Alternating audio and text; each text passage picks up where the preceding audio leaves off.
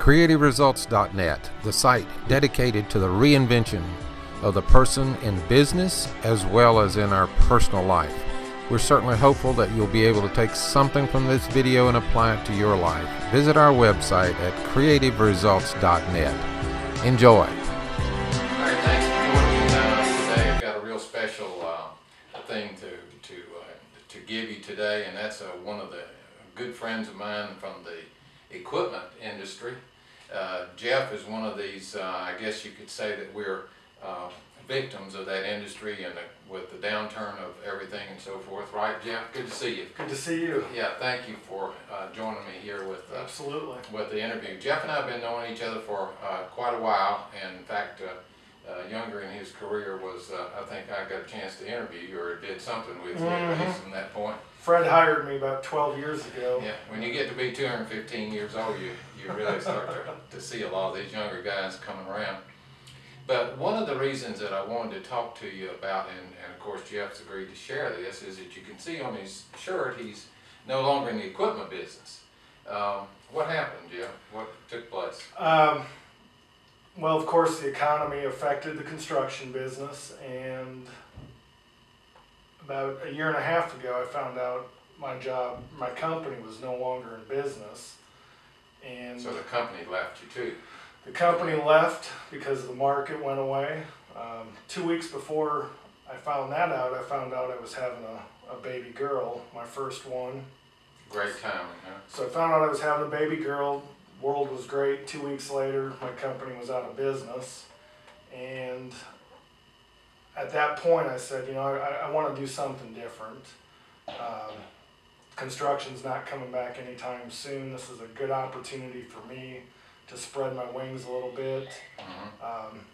Always wanted to start my own business, and had a good friend of mine that I worked with for about 10 years, was in the exact same boat as me, same company, and he felt the same way, and I think it was a blessing in disguise for sure. To have that happen, because if it didn't, we probably would not have put our toe in the water. I think everyone kind of dreams about starting their own business, but you have to have the circumstances right, and you just have to, something has to push you to do that. And for me, it was being unemployed. That's an incentive. Yeah. You know, so I know a lot of people in this economy are experiencing exactly what Jeff has done, but they have gotten together and he's stepped out. They've got their, as he says, his toe in the water, and now has a company up and going and underway, and quite the thing to come to work and enjoy it. Oh, it's completely different. I mean, I enjoyed my job. I mean, I love the people I met, and I still talk to those people, and they help me with this business. You know, all the contacts you meet throughout your life, that means a lot. Stay in touch with them, because you never know. Networking. Networking. Yeah.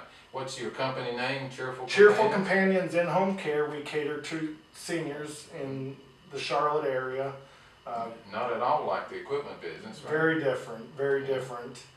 And I want to say it's more rewarding. I feel like we're helping people. Yeah, doing something for somebody. And you know, you don't have to choose a career path like I've chosen, but there's many roads you can go down. See, here is a good example, and what we've talked about before is that you do not necessarily have to be comfortable in a new industry. You can get comfortable in it. The main thing is it's not the end of the world when you lose your job. In fact, it's like one door closing, another opens, and you move out. So the basics are all the same. Jeff, I'm sure, is going to be successful at it. This economy that we're in, folks, is an absolute fertile ground for the entrepreneur. It's for making you aware of all the other opportunities that are out there. And as I was coming in today, I saw inmates on the side. I'm in South Carolina, so I saw inmates working on the side of the road. And I said, I wonder how many people are in their offices, their cubicles, and it's the same thing. They're inmates, they're captive, you know, as to what they're doing. So Jeff was freed. you might say, and out to do what he wants to do. So we're going to have subsequent interviews with Jeff and his partner later on.